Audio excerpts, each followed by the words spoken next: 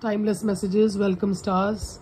So let's pick a card for let's pick a card and see the energies what 2025 is going to bring for you.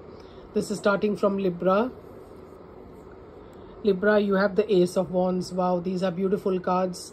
The Ace of Wands is a beginning, the birth, the creation of a new idea, the creation of a new project that really brings you happiness. And this is something that is going to keep your 2025 really busy.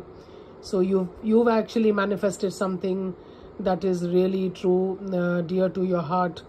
And this is something that you've really put your heart and soul into it. That's going to manifest for you, Ace of Wands. It's the beginning of creation, fertility, a new business idea, a new project that takes place. Scorpio, we have the Queen of Wands. Scorpio, a beautiful card. The Queen of Wands is a go-getter. The Queen of Wands doesn't look back. She goes after whatever she wants and she makes it a success. So this is you also in the public figure. There's something about you that really attracts people towards you. This is a fame and fortune card. So a big breakthrough is going to come into your life and you're going to be applauded for all your hard work. Sagittarius, we have the Six of Swords. So Sagittarius, this is a card of moving on. The Six of Swords is also a card of healing and moving on, passing on. This is with a partner. So maybe you and a partner could go on a healing journey together. And if you see the Six of Swords, it's entering a calm phase in your life after a time of choppy waters and a time of unexpected hardships or unexpected events, unbalanced events. You're finally entering a calm phase in your life. This could be with or without a partner, but you're entering a very quiet time in your life where you will be very happy and very nurtured. This is the Six of Swords. Capricorn, we have the Strength card. The Strength could be dealing with a Leo. The Strength card favors your confidence, inner strength, and your abilities. You're becoming very powerful and confident day by day, and people are noticing you. People are noticing this confidence in you. The Strength is showing a lot of confidence, lot of success and ambitions being realized.